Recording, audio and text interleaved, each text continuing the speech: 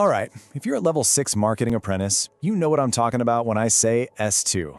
It can feel like this huge, impossible mountain. Well, in this explainer, we're handing you the map and all the gear you need to get to the top. Let's do this. So, let's meet our hero for today, Jody. She's a super talented level 6 apprentice over at a place called Ibis Stores. But when she first laid eyes on the official title for Skill S2, yeah, she felt completely overwhelmed. I mean, look at that title. It sounds massive, complicated, and honestly pretty scary. You're just left thinking, where on earth do I even start? So we're going to follow Jody's journey. We'll start with her big S2 challenge. Then we'll decode what it all means, build a real campaign, figure out how to prove it for Eptem, and finally, how to pass that final test. Think of this as your personal roadmap. Okay, so here's where our story kicks off. Jody's sitting down with her mentor, Adam, and she's just lost. You know that feeling? She's staring at this block of text for S2 and has absolutely no idea how to turn all that jargon into something real she can actually do for Ibis Stores. And Adam, being a great mentor, comes up with this awesome analogy. He's like, Jody, forget all the formal words for a second. Just think of yourself as a chef. All those marketing channels you've got, social media, email, SEO, those are just your ingredients. And the business goal, say boosting sales for a new product, that's the delicious dish you're trying to make. S2 is really just about knowing your ingredients and figuring out the perfect recipe. See? Suddenly it's not so scary. Okay, so with that chef analogy in her back pocket, Jody's feeling a lot better. Next up, she meets with her line manager, Riddle.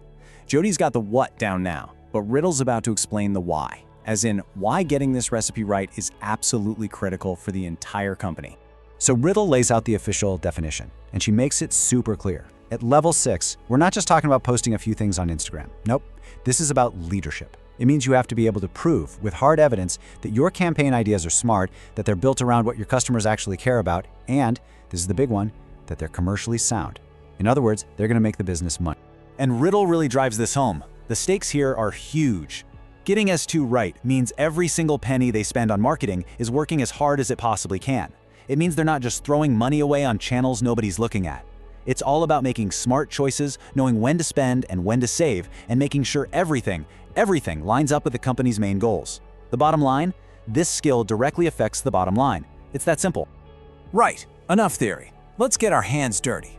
Adam's back, and he's guiding Jody through a real-world task, planning the big campaign for the IBIS Stores summer sale. This is it. Time for our chef to actually start cooking. And look at how they approach this. Adam's first question is the most important one. Okay, Jody, who are we talking to and what do we want them to do? So for brand new customers, they figure paid social is a no-brainer. It's visual, has massive reach, and can get the word out. But what about their existing loyal customers? Well, for them, email marketing is perfect. It's direct, it's personal, and it's super cost-effective for driving repeat sales.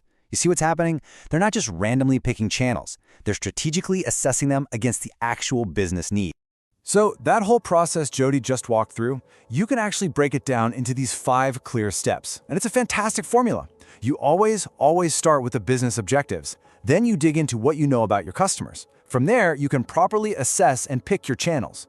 Then you make sure they're all singing from the same hymn sheet. And finally, you use data to tweak and optimize. It's a continuous loop, not a one-and-done thing. Okay, so Jody's got this killer campaign plan ready to go. Awesome, right? But, and this is a big but for any apprentice, a great plan isn't enough. You have to prove it. You have to create the evidence. So enter Olivia, her coach. Olivia is the expert at taking all this brilliant work and turning it into rock-solid evidence for the APTEM portfolio. Olivia pulls up this list and tells Jody something crucial. She says, look, the assessors don't just want to see the pretty final ad. They want to see the thinking behind it. They want to see your campaign plan, sure, but they also want to see that document where you weighed up Instagram against TikTok and explained why you made that choice. They want to see the budget to know you're thinking commercially. And they absolutely want to see the performance reports that prove you got results. And right here, this is the secret sauce. Olivia hammers this point home. The single most important piece of evidence you will create is your reflective commentary. Think about it. Anyone can do a task. A true level 6 strategist explains the why. Why did you pick these channels? How did you juggle the needs of the customer with the needs of the business? And what was the actual, tangible impact? That reflection, that's where you show you've truly mastered this.